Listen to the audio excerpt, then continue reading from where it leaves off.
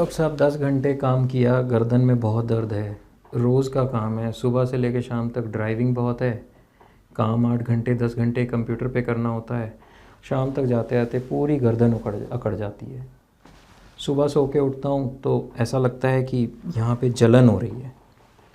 दोस्तों, ये कुछ एक ऐसा सवाल है जो बहुत कॉमनली हम लोग एपिडेमिक देख रहे हैं इस चीज़ का। जब से कोविड हुआ है ना, कोविड के बाद से जब से वर्क फ्रॉम होम शुरू हुआ है, it is an epidemic.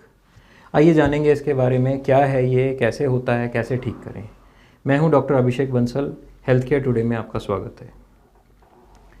Neck pain आज के टाइम में एक ऑक्यूपेशनल हैज़र्ड है। ऑक्यूपेशनल हैज़र्ड मतलब कि एक ही पोजीशन में, क्योंकि हमारा काम हमसे ऐसा डिमांड करता है कि हम लंबे टाइम तक एक ही पोजीशन में बैठ के काम करते रहते हैं, जिसकी वजह से गर्दन में कुछ ऐसे इफ़ेक्ट्स आते हैं कि गर्दन हमारी कंटिन्यूसली दर्द करने लगती है।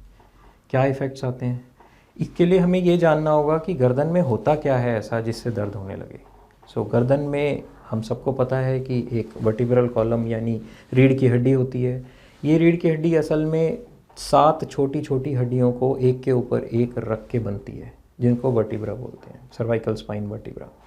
इन वर्टिब्रा के बीच में डिस्क होती है जिससे कि हमारे गर्दन की मूवमेंट होती है, और उसके अलावा बहुत सारी मांसपेशियां, मसल्स होती हैं और नर्व्स होती हैं जिससे कि हमारी गर्दन की मूवमेंट होती है।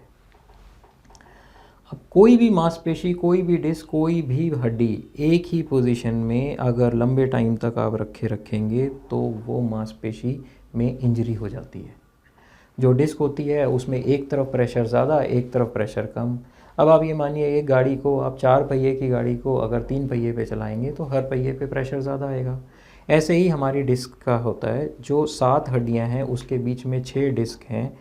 तो जब हम एक लंबे टाइम तक एक ही पोस्चर में बैठे रहते हैं तो आगे की तरफ से सारी डिस्क दबी रहती हैं और पीछे की तरफ से प्रेशर कम रहता है। इस डिफरेंशियल प्रेशर की वजह से इंजरीज़ होनी शुरू हो जाती हैं, डिजेनरेशन होना शुरू हो जाता है, और हमारी जो मांसपेशियां हैं वो अकड़नी शुरू हो जाती हैं। गर्दन में दोनों तरफ एक मांसपेशी होती है जिसको ट्रेपीजियस मसल बोलते हैं। वो उस मांसपेशी का काम है हमारे सर को गर्दन के ऊपर स्टेबलाइज करना। ये मांसपेशी सर के पीछे से शुरू होकर एक हिस्सा इसका कंधे तक और दूसरा मिड बैक तक जाता है। ये मांसपेशी जब लंबे टाइम तक हम नीचे देखते रहते हैं तो ये मांसपेशी लगातार 8 घंटे तक खिंची रहती है। और जब इतने लंबे टाइम तक कोई मांसपेशी लगातार काम कर रही है तो इनिशियली मांसपेशी कोशिश करती है ज़्यादा से ज़्यादा काम करने की, फिर वो फटीग होती है, फटीग होने के बाद इंजरी हो जाती है, और तब शुरू होता है इस परसिस्टेंट नेक पेन की प्रॉब्लम। दोस्तों, ये पोस्चरल नेक पेन जो है, it is a dangerous thing. शुरुआती स्टेज पे रिवर्सिबल होता है और ग्रेजुअली धीरे धीरे जब मसल गिव वे करने लगती है, मसल हमारी हेड को और नेक को स्टेबलाइज नहीं कर पाती है, तो फिर डिस्क और बोन में चेंजेस आने शुरू हो जाते हैं। फिर हमें सर्वाइकल स्पॉन्डिलाइटिस, जिसको कॉमन लैंग्वेज में सर्वाइकल पेन भी कहते हैं, होना शुरू हो जाता है। पहले ज़माने में जब कंप्यूटर सिस्टम पे वर्क या सीडेंट्री लाइफस्टाइल, एक ही जगह बैठ के करने वाले काम कम हुआ करते थे, तो इस चीज़ के चांसेस बहुत कम होते थे। सिर्फ उन लोगों में पाया जाता था जो सिर पे भारी वज़न उठा के चलते थे। लेकिन आज की डेट में हमारे लाइफस्टाइल की वजह से गर्दन में होने वाली समस्याएं बहुत बढ़ गई हैं। कैसे ठीक करें इनको? आंसर ऑब्वियस है, जो कॉज है उसको हटा दीजिए तो ठीक हो जाएगा। डॉक्टर साहब, काम तो करना है, मेरा काम ही यही है, आप कह रहे हैं मैं प्रोफेशन छोड़ दूँ? नहीं, ऐसा बिल्कुल नहीं है। करना ये है कि हमें लंबे टाइम तक एक ही पोस्चर में नहीं बैठना है। Take frequent breaks. आधा घंटा, पौना घंटा, 1 घंटा काम किया, थोड़ा गर्दन की एक्सरसाइज की, थोड़ा स्ट्रेचिंग की, रेगुलर नेक की मूवमेंट्स की, ताकि गर्दन पे एक ही जगह प्रेशर कॉन्सेंट्रेटेड ना रहे। दूसरी चीज़, एनवायरमेंटल मॉडिफिकेशन। अगर मैं ऐसे बैठ के सिस्टम पे काम करूँगा तो आप समझिए मेरे दोनों हाथों का वज़न मेरे कंधों को नीचे खींचे हुए है। हमने अभी डिस्कस किया, ट्रेपीजियस का एक हिस्सा कंधों पे आके जुड़ता है, तो ये मसल एक तो यहाँ दोनों तरफ से खिंची हुई है, ऊपर से हम नीचे देख रहे हैं तो यहाँ से खिंची हुई है, और कमर में हम ऐसे बैठे हुए हैं। तो अगर ऐसे बैठ के काम करेंगे तो गर्दन दर्द ज़रूर होगा। इलाज क्या? इलाज ये कि कुर्सी थोड़ी सी नीचे कर लीजिए, मेज़ के अंदर चले जाइए, कोहनियों को आराम से मेज़ पे टिकाइए और स्क्रीन को ऐसे रखिए कि आपको नीचे ना देखना पड़े, स्क्रीन आपको देखे, और तब काम कीजिए। तीसरा तरीका, रेगुलर एक्सरसाइजेज सुबह और शाम, दिन में 2 दफ़ा गर्दन की एक्सरसाइजेज 15-15 मिनट अगर आप करेंगे तो गर्दन की मसल्स फटीग नहीं होंगी, इंजरी का लेवल कम हो जाएगा और आप लंबा काम कर पाएंगे। चौथा, अगर आपको कोई सिस्टेमिक डिजीज़ है, यानी आप डायबिटिक हैं या थायराइड का कोई प्रॉब्लम है, तो उनको कंट्रोल में रखिए।